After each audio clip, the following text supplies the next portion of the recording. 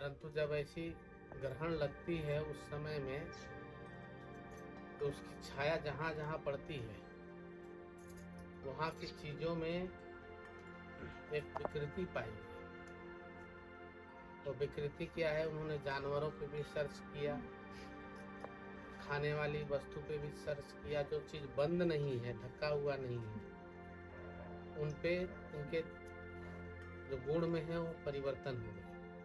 उनका महत्व, जैसे विटामिन है, उसकी विटामिन की शक्ति कम हो गई, तो एक सिर्फ खाने मात्र की चीज रह जाती है, उसमें तत्व खत्म हो गए।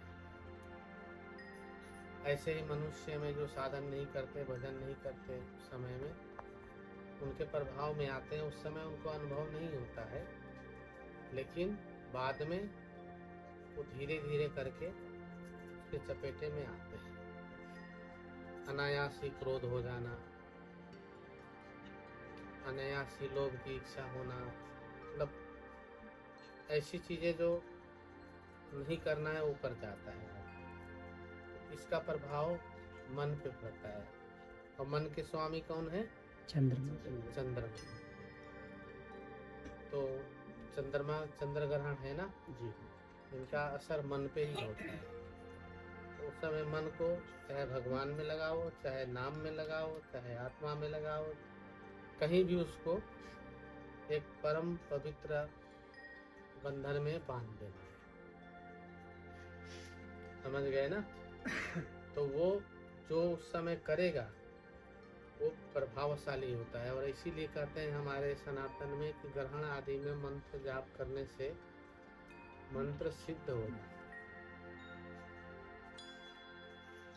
सिद्ध अर्थात वो ऊर्जा बहुत, जैसे भोजन पे छाया पड़ गया तो भोजन दूषित हो गया, ऊर्जा रहित हो गया, और वही छाया परमात्मा का चिंतन पे पड़ गया तो वो उतना ही बढ़ जाएगा। जितना उसमें नुकसान होना है उतना ही उसकी वृद्धि हो जाती है। इसीलिए बोलते हैं मंत्र आदि सिद्धि हो गई। तो इसलिए किसी भी प्रकार से मन को ईश्वर में लगावे, आत्मा में लगावे, परमात्मा में लगावे, नाम में लगावे, मंत्र में लगावे, ये करना जरूरी है। ठीक है,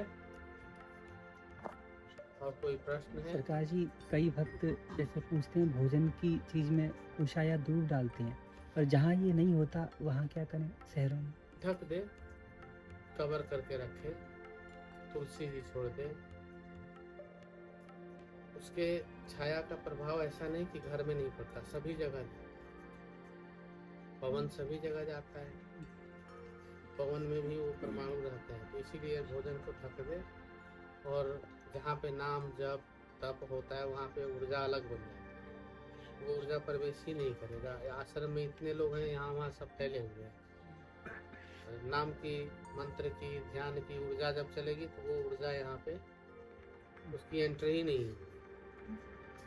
अच्छा, गौ भी है यहाँ पे, गौ माता का यही फायदा है, उन पे इनका प्रभाव नहीं। चंद्र ग्रहण में इसका प्रभाव हमने देखा है। एक बच्चे ने चंद्र ग्रहण के दिन उनका उसने क्या किया था मुझे तो ध्यान नहीं है, आ रहा है ध्यान में। चंद्र ग्रहण पड़ा था, उसमें उसने भोजन मांस वगैरह खाया और शराब वगैरह पिया। उसके बाद वो घर में गया तो उसको बहुत उल्टी हुआ और बीमार पड़ गया। इतना बीमार पड़ा, कोई बीमारी ही नहीं थी उसको। तो विदेश की घटना है। तो उसकी माँ ने बोला तुमने चंद्र ग्रहण में खाया पिया है सब उल्टा सीधा, इसीलिए तुम्हें हुआ। तो हमारे पास लेके आए, इसको क्या करना चाहिए। विदेशों में भी मानते हैं लोग, नए लोग हैं वो कम मानते हैं, लेकिन अधिकतर पुराने लोग इसको फॉलो करते हैं। आपके देश में होता है ना इलाज,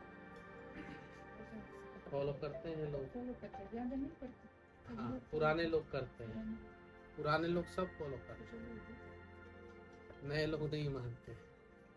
उनको विज्ञान ने पढ़ा दिया है ना कि राहु क्या बोलते हैं उसको, सामने आ जाता है, इसलिए चंद्रमा ढक जाते हैं। तो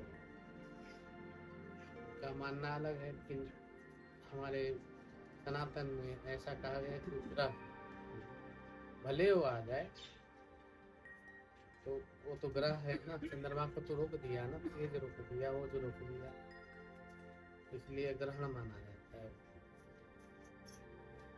ठीक है, गुरु कृपा आशीर्वाद है।